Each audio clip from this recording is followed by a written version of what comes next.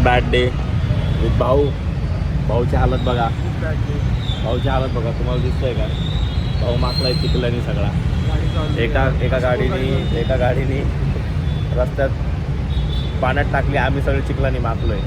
आणि आम्ही बघा कसा अडकलो चारी साईडने, असा इकडूनही अडकलो, पुढूनही अडकलो, इकडूनही अडकलो, आणि भाऊचं तोंड पण अडकलंय. तर आम्ही एकदमच वाईट सिच्युएशनला आम्ही का अडकलोय? तर आमच्यातला एक मुलगा जो फेरी गेला आहे ना, त्याच्यामुळं त्यांनी आम्हाला काम लावले आणि त्याचं काम करता करता आम्ही अडकलोय या कंडिशनमध्ये. 5 मिनटं झाले, गाडी आमची बंद आहे. बघू आता काय होतं काही नाही. कधी आम्ही असं गटरातून जायला लागलो. हां, त्याच्यासाठी आम्ही गटरातून जायला लागलोय. त्यांनी जर का ब्लॉग बघितला किती जाण ठेवतोय हां, तर त्यांनी आम्हाला पार्टी द्यावी. पार्टी भेटलीच पाहिजे. मग एक साईनाथ गाडी बघा सगळी चिखलानी माखलेली. आम्ही जे काम करायला गेलो होतो ते थोडंफार कंप्लीट झालं आहे आणि आमचे जे कपडे खराब झाले त्यासाठी आमचा भाऊ आहे निरमा घेता घेता तो येतात रे. माझी गाडी मी बंद करतो पहिले. जास्त ट्रॅफिक असल्या कारणाने लोक पॅनिक होऊन गाडी कशी पण रेस करत होते. त्याच्याने काय आलं, ते सगळं चिखल आमच्या मांगावर उडला.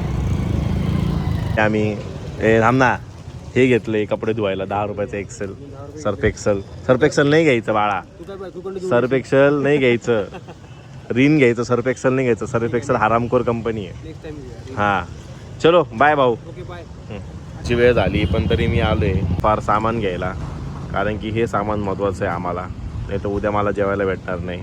आज पण मला व्हिडिओ बनवायला काही टाईम नाही भेटला, कारण की आज मी पुरा चिखलाचा माखलो होतो त्या गाडीमध्ये.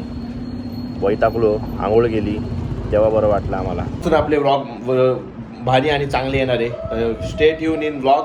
आमच्या घरातले लहान पोरं त्यांच्या कुत्र्या चावल्यासारखे ओरडायला लागलेले, आणि हे लहान पोरं असेच कुत्र्या चावल्यासारखे ओरडतात. नवीन व्लॉगमध्ये त्यापर्यंत मी लहान पोरांचा भेद पाहतो. हे लहान पोरं असतात त्यांना बघा कसे लहान पोरं असताना घरातले लहान पोरं ना असेच हरामी असतात, तर त्यांना ना असं हाणलंच पाहिजे. आता मी जातो, त्यांना हाणतो, आणि भेटूया उद्या नवीन व्लॉगमध्ये. Okay bye.